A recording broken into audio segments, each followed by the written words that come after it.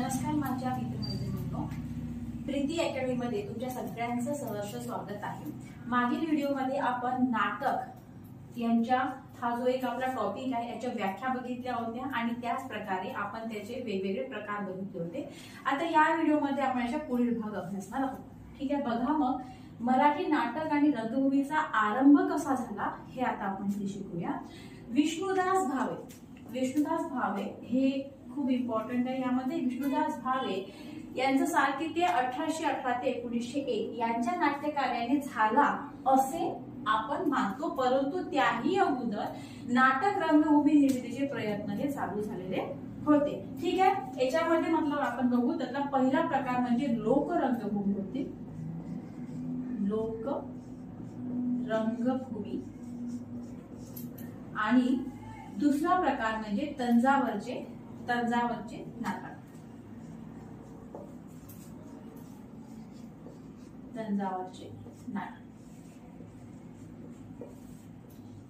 आता हे तंजावरचे नाटक कसे काय आपण बघूया। ठीक आहे, आता कसं आहे माहितीये का, विष्णुदास भावे यांच्या अगोदर 1843 पूर्वी विष्णुदास भावे यांच्या अगोदर म्हणजे किती 1843 पूर्वी मराठी रंगभूमी संघटित स्वरूपात मूर्त झालेली नव्हती, परंतु कळसूत्री बाहुल्यांचा खेळ आहे तुमचा।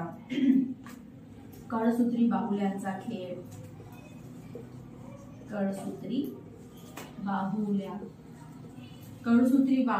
खेळ झाले। ठीक आहे, त्याच्यानंतर आणखी काय सोंगी भजन आणि दशावतार,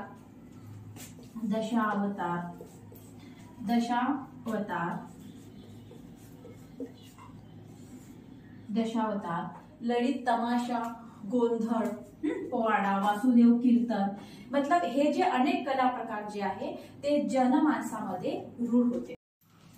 तंजावरी राजनदिल्या नाटकावर प्रामुख्याने संस्कृत नाटकांचा आणि कर्नाटकातील नृत्य प्रकाराचा फार मोठा प्रभाव आहे। 1842 साली कर्नाटकामधून जे सांगलीस आलेले जे काही भागवत नावाची एक जी नाटक मंडळी जी होती, भागवत नावाची एक नाटक मंडळी होती, त्यांनी जे काही खेळ केले होते तर त्या खेळ पाहिल्यानंतर विष्णुदासांनी त्यातील आवश्यक भाग घेऊन काही वेगळे पण ठेवून सीता स्वयंवर या नाटकाचा त्यांनी प्रयोग केला। आता ह्यांचे जे काही नाटक होते, विष्णुदासी जे काही नाटक होते, या नाटकामध्ये काय होतं की नृत्य गायनास बराच वाव होता। या नाटकामध्ये नृत्य गायनास बराच वाव होता आणि सर्व भाषणे हे लिहिलेले नसत। त्यामधले जे काही पात्रे होते ते काही जे काही भाषण आहे, काही जे संवाद आहे ते स्वयंस्फूर्तीनेही ते हे करत असत, म्हणजे ते म्हणत असत। आणि प्रवेशास त्यांची जी काही प्रवेश होतो त्या प्रवेशास कचेरी ही संज्ञा दिली जाते।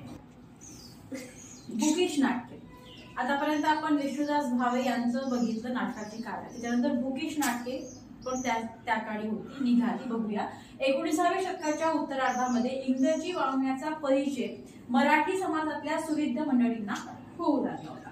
इंग्रजी आणि संस्कृत नाटकांची भाषांतरे करणे या गोष्टीचे आकर्षण मग त्यातल्या काहींना वाटू लागले। मग आता 1851 साली वर्ष आपल्याला लक्षात ठेवायचं आहे, 1851 साली पहिले भाषांतरित नाटक मराठीत प्रसिद्ध झाले। बुकिश नाटके, बघा ह्या बुकिश नाटकाला बुकिश नाटके अशी संज्ञा प्राप्त होण्याचे कारण म्हणजे या भाषांतरित नाटकाला योग्य प्रमाणात प्रयोगरूपच लाभत नव्हते। ही नाटके ग्रंथरूपाने बंदिस्त राहत होती आणि यामधल्या फक्त काहीच नाटकांना प्रयोगाचा योग आला होता। आता बघा हे जे काही सर्व प्रयत्न होते, या सर्व प्रयत्नामध्ये स्वतंत्र नाटक लिहिण्याचा पहिला प्रयत्न झाला। विनायक जनार्दन कीर्तने यांनी 1861 साली थोरले माधवराव पेशवे यांच्या जीवनावर आधारित नाटक लिहिले। फक्त पहिल्याच प्रवेशामध्ये संस्कृत नाटकाच्या पद्धतीने सूत्रधार आणि विदूषक या नाटकामध्ये आहे। आता बघा मराठीतील पहिले फार्स हे काय याची कन्सेप्ट आपण बघूया. विष्णुदास भावे यांच्या नाटकाची जी काही अपूर्वाई होती ही 1865 नंतर ओसरू लागली होती. याच काळामध्ये पौराणिक ऐतिहासिक नाटकाच्या बरोबरीने फार्स या प्रकारचा प्रयोग होत होता.